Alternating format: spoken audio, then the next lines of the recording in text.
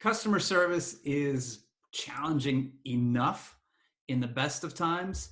In the worst of times, companies are really putting their customers through the ringer. It's harder and harder to get in touch with companies. It's harder and harder to get solutions. And so today, I'm talking with Matt Dixon. He's the Chief Product and Research Officer at Tether. He's also the author of the Effortless Experience. And he's going to share with us some ways that we can reduce the amount of effort that it takes for our customers to get service from us. So, Matt, I want to start. What is this? What is customer effort, anyways? I've Yeah. heard that a lot, but how do you define that? Yeah. Well, first, thanks for having me, Jeff. It's great to see you again virtually here. Customer effort. So this take it back a quick journey through time. When I was at a company called CEB, which was since acquired by Gartner, it's a research organization, and we worked with several hundred heads of customer experience and heads of customer service around the world from a wide range of industries. And way back in, I'd say about 2007, we started studying the impact on behalf of our clients, the impact of customer service on customer loyalty. And the conventional wisdom out there was that, hey, in times of need, when a customer reaches out to you with a problem, it's not enough to do what they expect you to do. You've got to do more than what they expect you to do. You've got to wow and delight and surprise the customer. And what we found was, we started by trying to understand what are the ways that companies can surprise and delight their customers. And what we found was those customers who are surprised and delighted and wowed, they were actually no more loyal than those customers whose expectations were simply met. And so what that told us was two things. One is that there's a lot of good that we as companies can do by simply delivering the basics, simply delivering what the customer expects, and doing it in a consistent and predictable way. And then the second thing is, while we as companies spend a lot of time and energy trying to get, especially our frontline employees, to wow our customer and delight them and surprise them, and we celebrate those moments, those customers don't respond with any higher propensity to buy stuff from us or to come back more often or to say great things about us. And so that was a bit of a head scratcher for us. And as we started to peel back the layers of the onion, what we found was, if that was surprising, the next finding was downright depressing, which is, on average, most service interactions actually don't create loyalty at all. They create disloyalty. They make our customers less loyal to us at the end of that. And so, in fact, we found it was a 4 times greater probability that a customer would leave a service interaction more disloyal than loyal. And when we peel that apart even farther, what we found was the things that drive that disloyalty are what we call sources of customer effort. So it's when we ask the customer to call us back multiple times to get their problem fixed, when we send the customer to a website or app where maybe the customer would prefer to be, but then we turn them around and they get confused and they have to pick up the phone anyway to get their problem fixed, forcing them to channel switch. When we transfer them from one department to the next, when we ask them to tell their story over and over again, or even small stuff like, asking them to repeat their account number after they just keyed it into the IVR to authenticate, treating them robotically or generically, making them jump through hoops. All of these things are sources of customer effort, really friction, work that we put on the customer's plate to get their problems fixed. So the big punchline after we studied this for about 10 years was, look, the conventional wisdom is we can try to make our customers more loyal by wowing them and delighting them. What the better thing is for customer service organizations to do is to try to mitigate disloyalty by reducing customer effort, by making the service interaction easier than we make it today.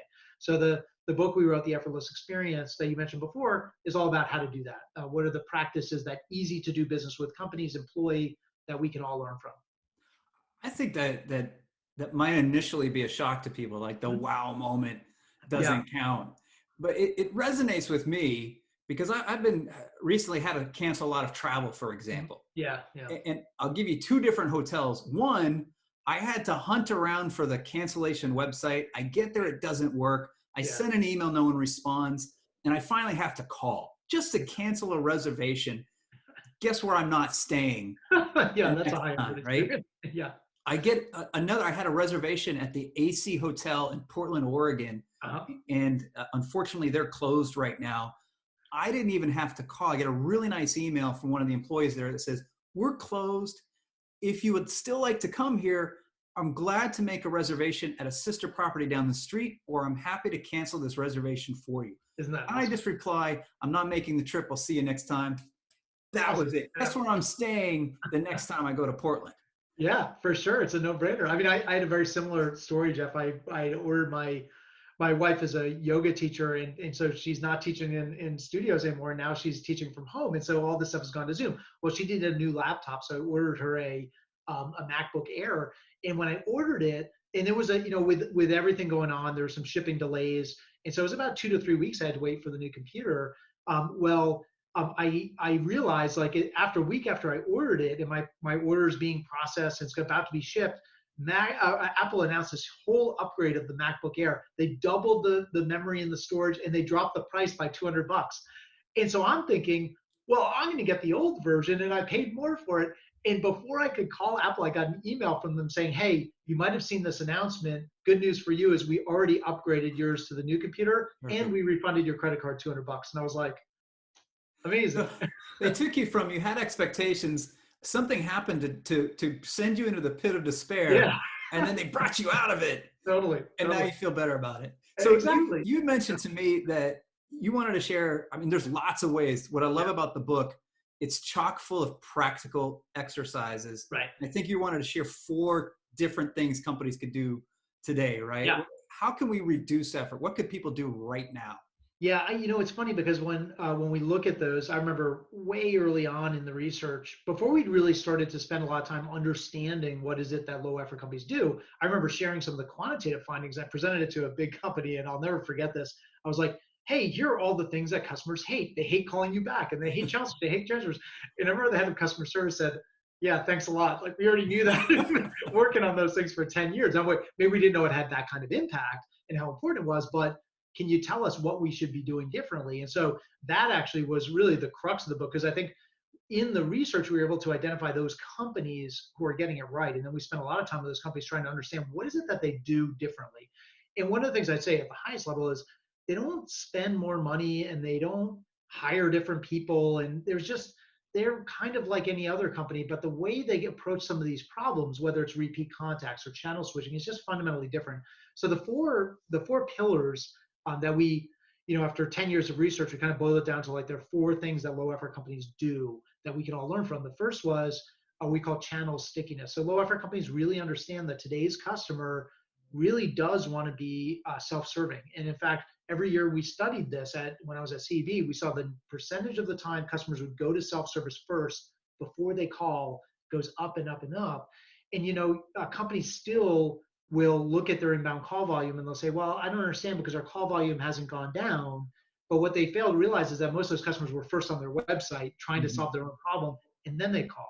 And so right before the representative even says hello, the customer's already feeling a high level of effort. So, and I think a lot of companies assume, well, I got to spend a lot of money on self-service to get it right. But they're really simple things that low effort companies do. So for instance, we profiled Travelocity, the online travel company. They said one of the highest impact channel stickiness plays that they executed was they hired a bunch of English majors out of college and had them rewrite everything on their website.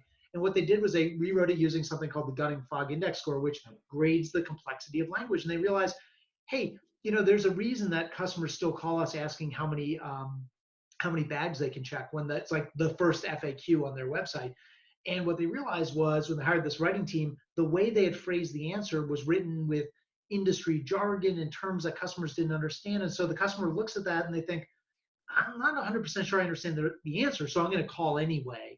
And it wasn't until they rewrote it for language simplicity that customers stopped calling about that stuff and that they absorbed that information. So just a small example, but again, low effort companies understand customers want to be in self-service, and oftentimes we make that hard because we get, we write in complex ways, we give them all these bells and whistles, and what they really want is some guidance and in simple language so that they can stay in the channel they want to be in. So that was one pillar. The second one is this idea of next issue avoidance, and this really well. In customer service, everyone obsesses about first contact resolution.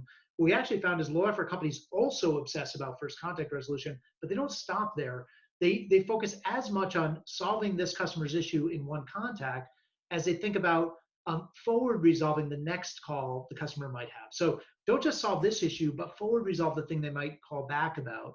And so when you think that way, it opens you up to these opportunities that when you as a customer call me and I'm a rep for a company and we solve your issue, it gives me an opportunity to say, hey, Jeff, other customers who've had that issue, when they go to install the software patch, or when they go to do X, Y, or Z, sometimes they get this error message. And when that happens, here's what you're going to want to do about it. Because I don't want you to have to call us back.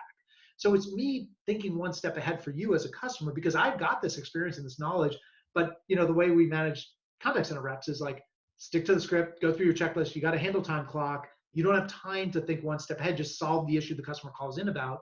But it's not a very customer-centric way of solving issues. So again, these low effort companies think one step ahead for their customers.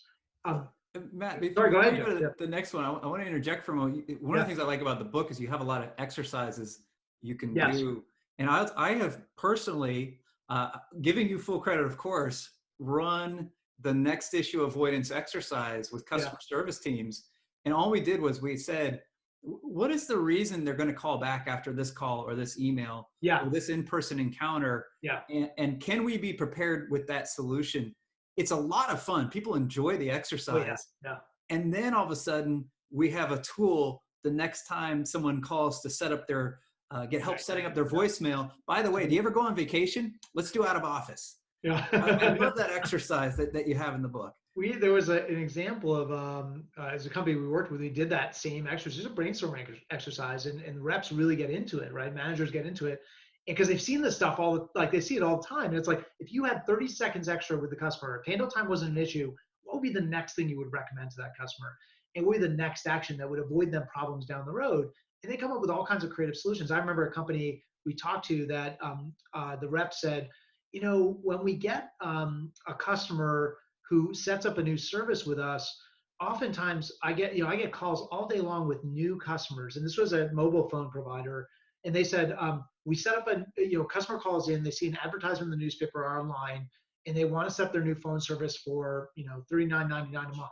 And then when they get their first bill, which is prorated because it doesn't arrive for 6 weeks, and it includes the setup fee, and there are all these other taxes and regulatory fees, it's not $39.99 anymore. It's a lot more. And so they call us in asking us, what do you mean? This is like $100. How could that be?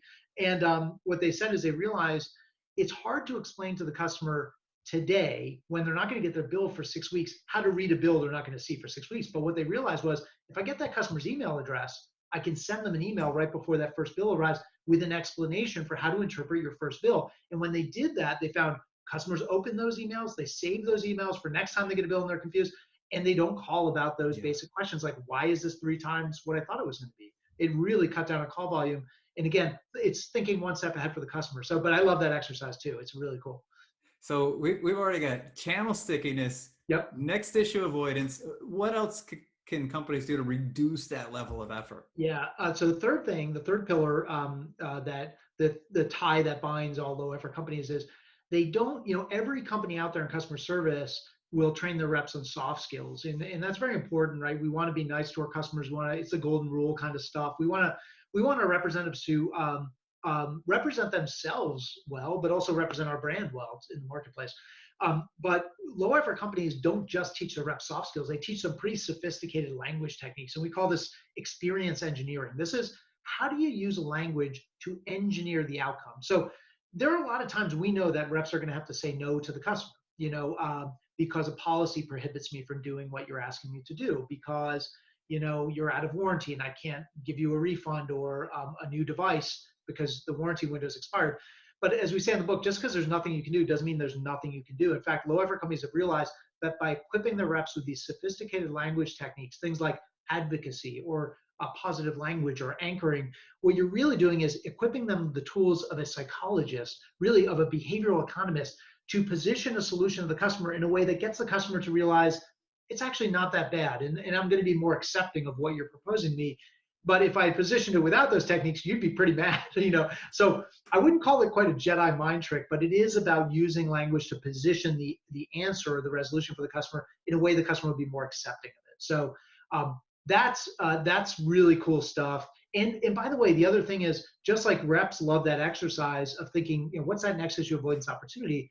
They also love that idea of being equipped with these language skills. And we hear this all the time. Reps who learn these things often come back and say, hey, I found that my kids also now listen to me, and I get along better with my family members and my friends. And these are life skills at some level. So you said don't call it a Jedi mind trick. I don't know. I mean, it's a little it's close. Well, no, I'll give you an example of this.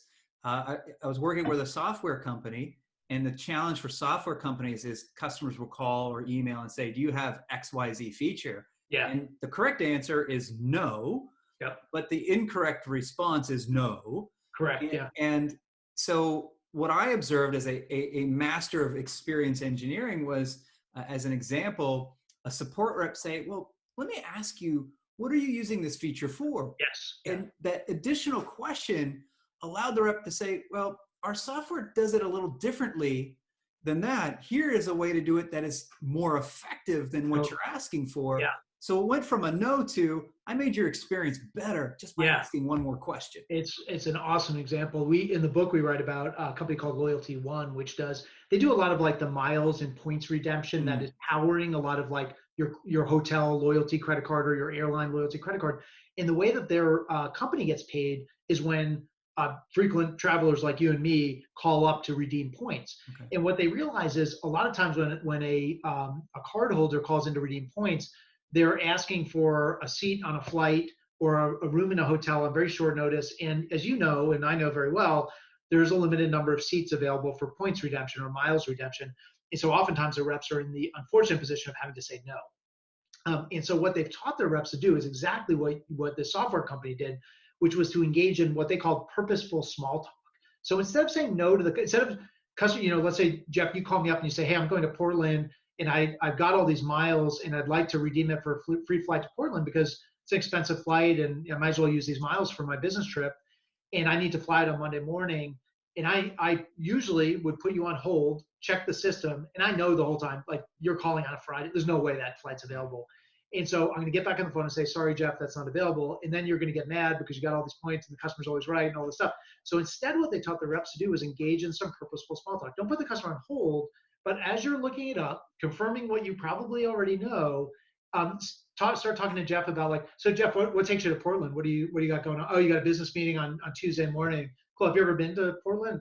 Oh, you haven't? It's an awesome city. And then it allows me to do a little bit of like, so just to let you know, that flight that you want to take on Monday is not available. But the good news is there's a flight on Sunday, and I can get you there a little bit early. You mentioned you haven't been to Portland before. Can actually make some restaurant recommendations to you, help you out with the hotel too. Use your points for that. Spend, maybe bring your spouse, have a great time. Like be there plenty of time for your meeting on Tuesday. And so what they're trying to do is glean a little bit more information for like what is the thing the customer's trying to accomplish. Don't make it about a fight about the flight on Monday morning being available or not, but try to understand what are they trying to get to? What's the outcome? Just like the software company. And I have a different route, a different approach to get to your outcome. And we're not going to make it a fight about the specific thing you asked for because I'm going to try to help you accomplish the goal ultimately. So I love the advice of don't make it a fight, which is yeah, yeah. challenging. I want to make sure we leave time for you said there were four. Yes, there's a I fourth. want to Yeah. make sure we leave time for that last one. I suspect it's going to be good. No pressure. Yeah, okay, no, not take it. So this one, I think in many respects, this one's the hardest one of the four, Okay. actually.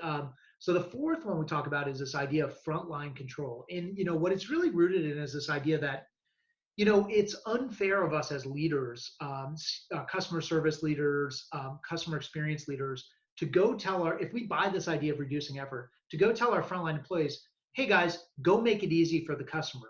It's really hard for us to do that when we make the job hard for them.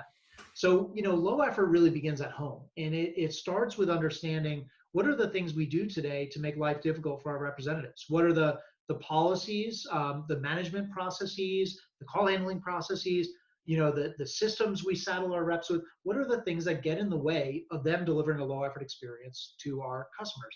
And a lot of what we find is, the stuff that gets in the way is around metrics, and it's around the way that supervisors manage their teams, and it's around the culture and the climate of the contact center, which is it's very much built in this factory floor mold of like, go out, stick to the script, stick to the checklist, do what you're told, and do it within this stipulated time.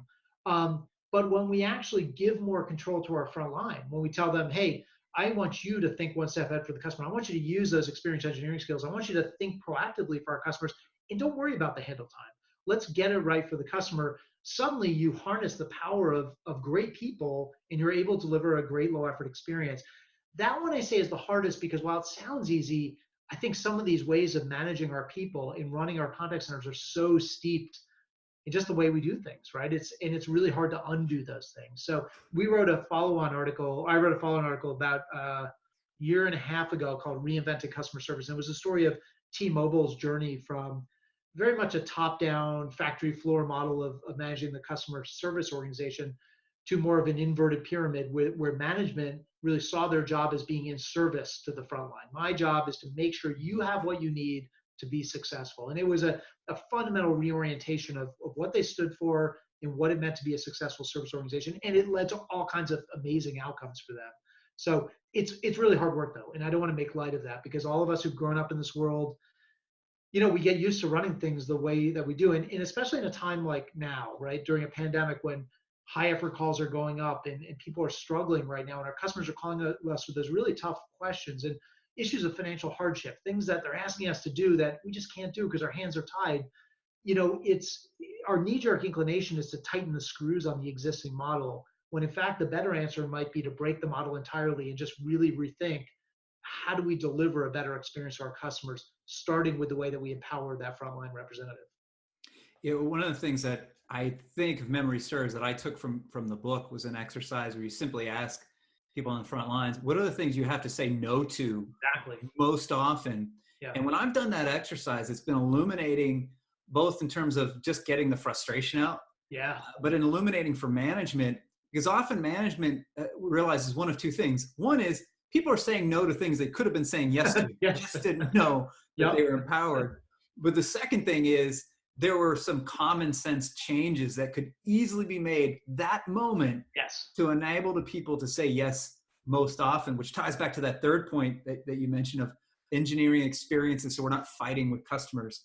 I Yeah. want to make sure, unfortunately, I don't know if this is going to show up. I am digital when There you it go. comes to books. So I've got your book Cool. digitally, a little glare there. I can like sign that digitally or something. It's well worn. How do people track the book down? How do people track you down if they want to learn more about reducing friction and creating an Yeah. effortless experience? Yeah, sure. So so you can get the book on Amazon, The Effortless Experience. You saw the picture that Jeff held up there. If you want to contact me directly, I always encourage folks on a podcast or an interview like this, or whenever I speak, to send me a LinkedIn invitation. I love connecting with folks who've heard me present or be interviewed or read something I wrote. And so send me a note. Tell me how you heard about me. Hey, I heard John. Jeff interviewed you. I love the conversation. Love to be connected.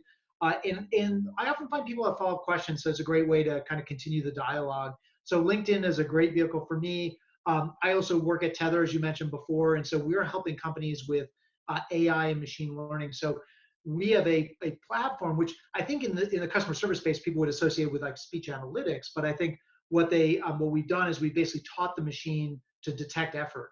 And so one of the cool things we didn't get a chance to talk about, but in the book, we talk a lot about the customer effort score, which I think has become a more popular metric in customer service circles. But I would argue is probably built on a flawed premise, which is that our customers are going to keep filling out surveys. And if you're anything like me, I don't fill out surveys as much as I used to.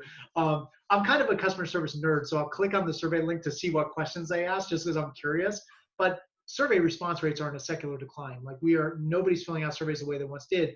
And so what we've done is built a machine learning platform that scores the effort level of a call. It tells you exactly where the effort's coming from. Some of it on the rep side and the way it was handled, some of it from the customer perspective, something having to do with a policy or a digital experience that had nothing to do with the contact center experience.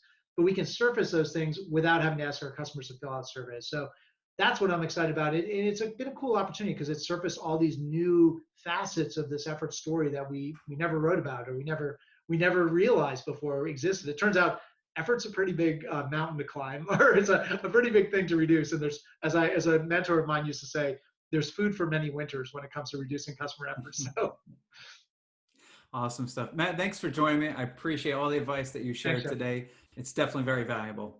Thank you very much.